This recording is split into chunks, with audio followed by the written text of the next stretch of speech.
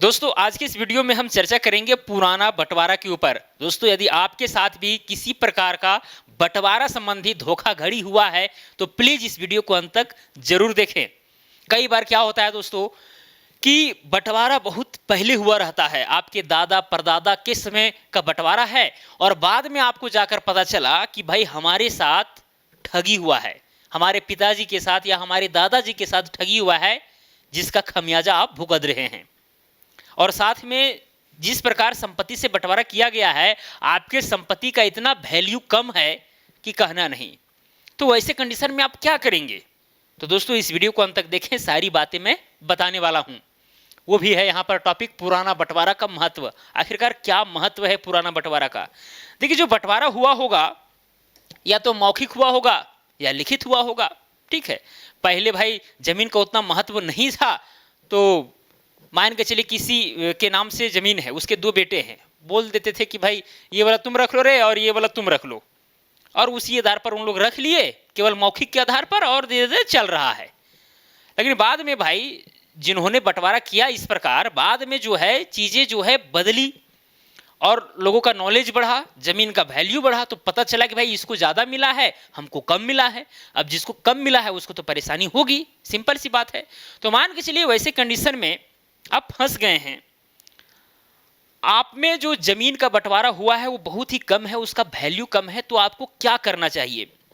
सबसे पहली बात यह है दोस्तों, अगर ऐसा आपके साथ मामला हुआ है, और ये मामला जो है ना, ऐसा नहीं कि एक व्यक्ति का एक ही प्लॉट होता है नक्शा में, भाई दो तीन प्लॉट भी हो सकता है। मान के चलिए कि इस एग्जाम्पल में जो फर्स्ट में जिसके पास जमीन होगा वो मान लेते हैं कि यहाँ पर एक प्लॉट ये वाला है, एक प्लॉट हम ये वाला भी ले लेते हैं, एक प्लॉट ये वाला भी ले लेते हैं, साथ में एक प्लॉट ये वाला। तो यहाँ पर चार प्लॉट उस व्यक्ति के नाम से था, फिर दो उनके बेटे हुए, फिर उसके दोनों बेटे के फिर और उत्तराधिकारी हुआ होगा, तो इस तरह से जमीन जो है डिवाइड होते गया। लेकिन जब बंटवारा हुआ था मौखिक रूप से या जो भी लिखित रूप से, तो क्या किया गया कि अरे तुम यहाँ पर रह जाओ, ये यहाँ रह जाएगा, ठीक है, ये यहाँ रह जाएगा, इस तरह से हो गया, ठीक है। और बाद में आपको दिक्कतें हो रही है। दोस्तों सबसे पहली बात, अगर ऐसा मामला आपके पास हुआ है तो आप अपने पंचायत स्तर पर ही सिमटाने का प्रयास करें, पूरा प्रयास करें जहां तक संभव हो। अगर सिमट जाता है, आपको अपना हिस्सा मिल जाता है, तो फिर कहना नहीं, बहुत आप बेनिफिट में रहेंगे, ज्यादा आपको उलझन में नहीं पड़ना होगा, ठीक है। और मान के चलिए पंचायत के स्तर तक भी अगर सुलझता नहीं है, किसी को कम ज्यादा है ही, कोई सुलझा ही नहीं पा रहा है, या फिर जो जमीन ज्यादा लिया है, जो धोखा किया है दूसरे के साथ, वो मान ही नहीं रहा है, तो वैसे कंडीशन में तो भाई आपको आगे बढ़ना पड़ेगा, सिंपल सी बात है। तो आप पंचायत स्तर से जो है फिर ब्लॉक आएंगे, अपने तहसील में आएंगे, वहां पर आवेदन देंगे कि भाई ये हमारे पूर्वज के नाम से जमीन था, वंशावली मेरा कुछ इस प्रकार है, मेरा हिस्सा इतना हो रहा है, लेकिन मेरे पास तो उतना है नहीं, ठीक है। और कभी कभी ये भी होता है कि भाई जमीन का बंटवारा भी इस प्रकार होता है ना कि अगर बराबर भी है तो उसको ऐसा जगह दे दिया गया कि भाई उसका वैल्यू बहुत करोड़ों में है और इसका हजारों में है, तो वो भी दिक्कत वाली बात है ना। तो ये सारी चीजें मान के चलिए कि एक पिताजी है, उनका दो जगह जमीन है, एक गांव में है एक कट्ठा और एक शहर में है एक कट्ठा। एक बेटा को बोल दिया कि शहर में तुम रहो और एक को बोल दिया कि गांव में रहो, तो भाई कौन ज्यादा बेनिफिट में रहेगा? शहर वाला, सिंपल सी बात है, क्योंकि उस जमीन का वैल्यू बहुत ज्यादा है। वो एक कट्ठा बेच करके गांव में जाकर के 10 कट्ठा खरीद लेगा, है कि नहीं? तो कौन बर्बाद हुआ इसमें? गांव वाला। तो ये चीज है। तो दोस्तों यहां पर जो है, अगर फिर तहसील आप जाएंगे, वहां पर आवेदन देंगे कि वंशावली ये है, ठीक है, मेरा हिस्सा इतना हो रहा है, लेकिन जो है बहुत दिनों से है उन लोग कब्जा करके रखे हुए, नहीं हट रहा है। अपना जो है एलिगेशन लगा करके जो है आप सीओ के पास आवेदन देंगे, सर्कल ऑफिसर के पास, ठीक है। अगर वहां पर सुलझता है तो ठीक है, और जब नहीं सुलझता है आपके निजी क्षेत्र में, तो दोस्तों आपको लास्ट में तो कोर्ट का दरवाजा तो खटखटाना ही होगा। लास्ट में तो वही है भाई, अगर कहीं सुलझ नहीं रहा है मामला, सुलझाने का पूरा प्रयास करें। पहली बात, नहीं सुलझा तो कोर्ट का दरवाजा तो है ही, अंतिम चरण है। क्योंकि संपत्ति वगैरह के मामला में, अगर आप डिवीजन के मामले में अगर कोर्ट जाते हैं, थोड़ा सा समय ज्यादा लगता है, लेंदी प्रोसेस है। लेकिन हाँ, अगर आप सही जगह पर होंगे तो आपके पक्ष में फैसला हो सकता है। इस बात को भी आपको ध्यान में रखना चाहिए। अगर जमीन कीमती हो, संपत्ति अगर कीमती हो, ठीक है, ज़्यादा उलझन हुआ हो, ज़्यादा आपके साथ ठगी हुआ हो, तो ऐसे कंडीशन में आपको कोर्ट में फाइल करना चाहिए केस। क्या दिक्कत है? पार्टीशन सूट, बंटवारा का एक सूट होता है, उसको फाइल करना पड़ता है। आपको एक सिविल वकील से पहले जाकर के जो है आपको सारी चीज़ों को बताना होगा, और उसके पहले आपको सारे डॉक्यूमेंट को तैयार करना होगा। मान के चलिए कि आप इस प्लॉट में हिस्सा लेना चाह रहे हैं, इस प्लॉट में हिस्सा लेना चाह रहे हैं, ठीक है। तो भाई अगर यहाँ पर 4 प्लॉट है तो चारों प्लॉट का आपके पास पेपर होना चाहिए, पहली बात तो ये है। अब ये भी हो सकता है कि आपके पास पेपर ना हो, तो पेपर निकलवा लें, सर्टिफाइड कॉपी निकलवा लें। ओरिजिनल पेपर मान के चलिए जिन्होंने ठगी किया है उसी के पास है, तो उसके पास मांगेंगे वो देगा नहीं। अब जब देगा नहीं तो आप सर्टिफाइड कॉपी निकलवा सकते हैं, ये आपके पास तो ऑप्शन रहता ही है, उसके लिए चिंता नहीं करना है, ठीक है। जिला जो जहां पर अभिलेखागार है वहां से निकलवा सकते हैं, अंचल में भी अप्लाई कर सकते हैं, ठीक है।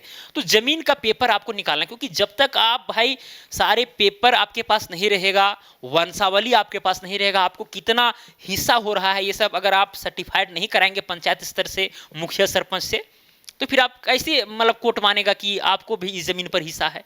वंशावली चाहिए, जमीन का पेपर चाहिए, अभी कौन कितना कब्जा में है ये सब भी हिसाब चाहिए। तो सही ढंग से एक सिविल वकील जो है, आपको पहली बात तो सिविल वकील को सही ढंग से समझाना होगा, क्योंकि भाई जमीन के मामला में बहुत सारे वकील समझते नहीं हैं, बस केवल आपको बोल देंगे कि आपका काम हो जाएगा, आपके पक्ष में फैसला होगा, ऐसा बात बोलेंगे, आपको लगेगा कि अरे बहुत अच्छी बात है, लेकिन वो कुछ समझे नहीं। और समझाने के लिए केवल आप ही हैं, क्योंकि भाई आपका जमीन है, किस तरह से क्या है नहीं है आप जन्म से जान रहे हैं। वैसे कंडीशन में आप ही अच्छा ढंग से उस वकील को समझा सकते हैं। आपको वकील को अच्छा ढंग से सारी बातों को बताना है, बार बार बताना है, ताकि उसके जहन में बैठ जाए कि इस तरह का मामला है, तभी वकील जो है सही ढंग से लड़ पाएगा। अदरवाइज जो है केवल वकील पैसा खींचने के चक्कर में जो है आप जो है दौड़ते रह जाएंगे। कई बार कई लोगों के साथ ऐसा हुआ है कि वकील जो है समझ नहीं पा रहा है, लेकिन हाँ जो प्रक्रिया है उसके तहत काम हो रहा है, ठीक है। तो आपको समझाना काम है। और दोस्तों पार्टीशन सूट जो है फाइल हो जाएगा, आपका बंटवारा सूट फाइल वो वकील कर देगा, ठीक है। उसके बाद केस चलेगा, जो भी डॉक्यूमेंट मांगे जाएंगे वो आपको वहाँ पर प्रोवाइड करना है, उस तरह का वहाँ पर तैयार होगा एप्लीकेशन, ठीक है। उसके बाद ही सूट होगा ना, सिविल कोर्ट में, सिविल कोर्ट में होगा, क्रिमिनल कोर्ट में नहीं, ठीक है। आप एक क्राइम वाला मामला थोड़ी नहीं, सिविल वाला मामला है, ठीक है। पैसा कौड़ी वाला मामला हो, संपत्ति वाला मामला, ये सब सिविल मामला के अंतर्गत आता है। गिरफ्तारी वगैरह होता नहीं है, ये आप जानते हैं, कभी कभी होता है लेकिन ना के बराबर होता है, ठीक है। इस बात को आपको ध्यान में रखना है। तो दोस्तों जब पार्टीशन सूट फाइल हो जाएगा, फिर गवाह चढ़ेगा, ठीक है।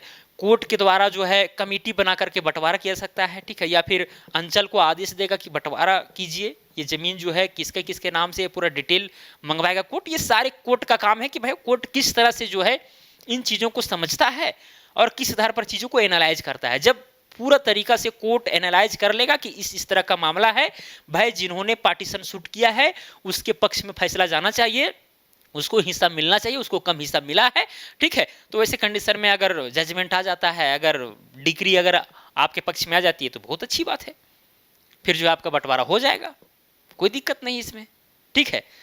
और डिक्री जो है 2 बार आती है इसमें, एक ही बार में पूरा फाइनल नहीं होगा। पहला डिक्री में कि हाँ भाई आपका जो है इस जमीन में इतना हिस्सा है, आप वंशावली में आप मौजूद हैं और आपको इतना हिस्सा बन रहा है, ठीक है, ये पहला डिक्री में आएगा। जब दूसरा डिक्री होगा फाइनल, उस समय जो है वहां पर डिसाइड किया जाएगा कि भाई आपको हिस्सा किस तरह से दिया जाएगा, ठीक है। हो सकता है कि भाई जो जमीन कब्जा किए हुए पहले से बहुत ज्यादा वो घर वगैरह बना लिया हो, तो भाई उसके जमीन का जो रकम होगा, जो वैल्यू होगा वो फिर देना पड़ेगा जिसको कम मिला है, तो कोर्ट तय करेगा, ठीक है। और जो अगला पक्ष है उसकी बात को भी सुनेगा सही ढंग से कि क्या मामला है नहीं ना मामला है, ठीक है।